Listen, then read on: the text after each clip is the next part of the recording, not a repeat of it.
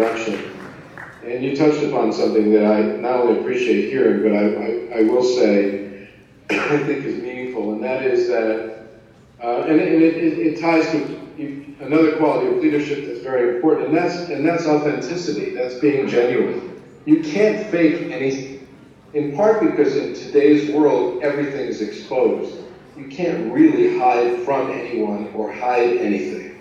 And the world, particularly when it comes to the people that work for you or with you, will quickly find out whether you're real or not, what you stand for or not, whether you are sincere or not. And I think if you are true to who you are, and you are genuine, and you are authentic, and also you treat people well and you're accessible, I think in today's world it serves you very well. It's not the only thing, but it's an important component of good leadership. And so I'm lucky I was raised well, and I've been trained well at work for people who had, were not only great mentors, but led by example, and I learned from them.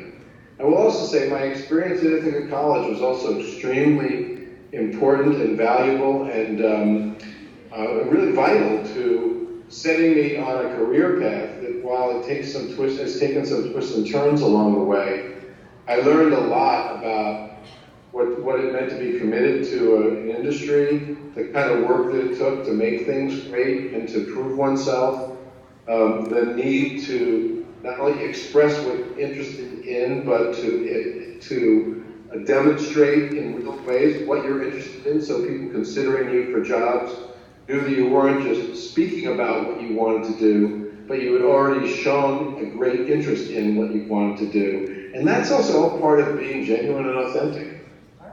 All right, so at this point, we're going to turn it over to some student questions. Thank you very much, Mr. Iger.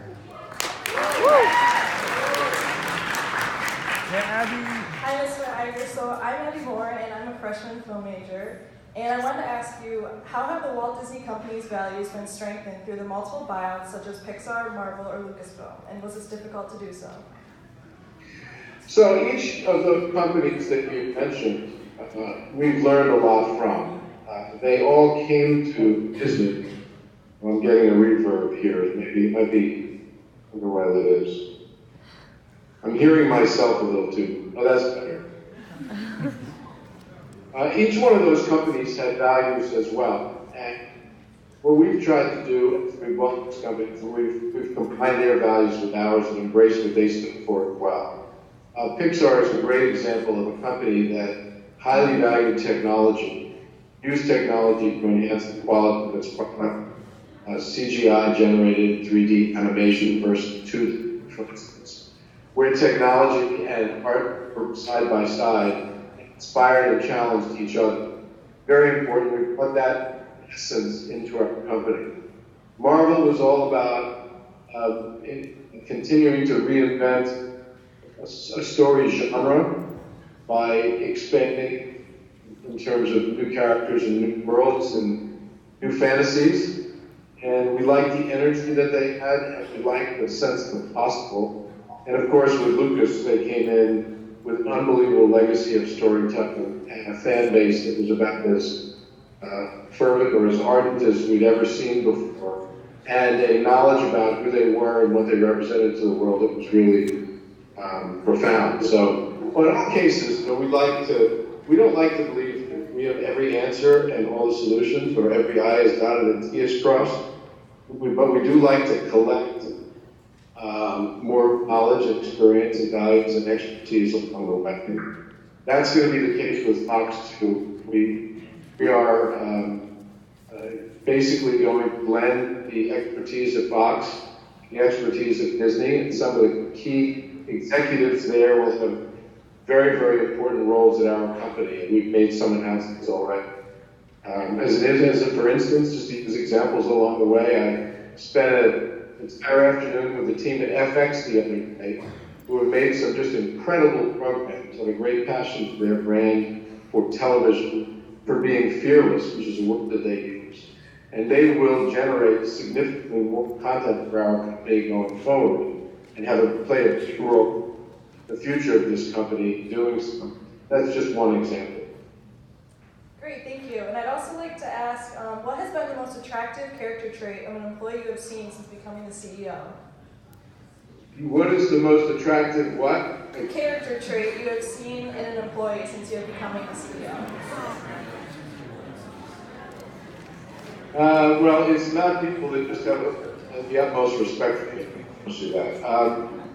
I typically am attracted to people who have great curiosity and who express curiosity in genuine ways. And the reason that is so, there's first of all, there's an energy about curiosity. There's a constant desire to learn, and with that includes things like being able to innovate. If you're not curious, then you never try anything new. You don't innovate. You don't learn much that isn't new. You don't visit new places, meet people, be exposed to new circumstances. And when you think going all the way back, I talked about, which is telling a great story, can't continue to tell great stories without being curious. So I always look, whenever I am interviewing anybody and considering them for a position, for whether they've got curiosity in their blood. And you can find that out very quickly by simple things, as where they've traveled to recently, what they've read, if you've seen any recent movies, what's your favorite TV show? Have you been to a new restaurant? I know that all sounds somewhat mundane, but even in small talk, you can quickly determine what somebody's about in that regard. And I just find that over time, when you people that have thrived the most at a company, people who are born. Great, thank you so much. And I was wondering if I could take a selfie with you. From 3,000 mile away, selfie. I can take. You want me to take one with you too?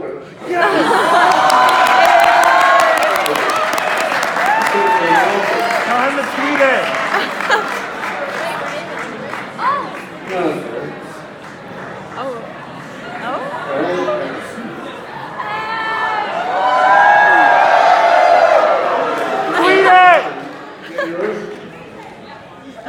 Did David New York take a selfie?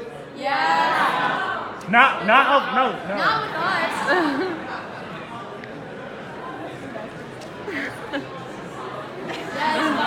Yes.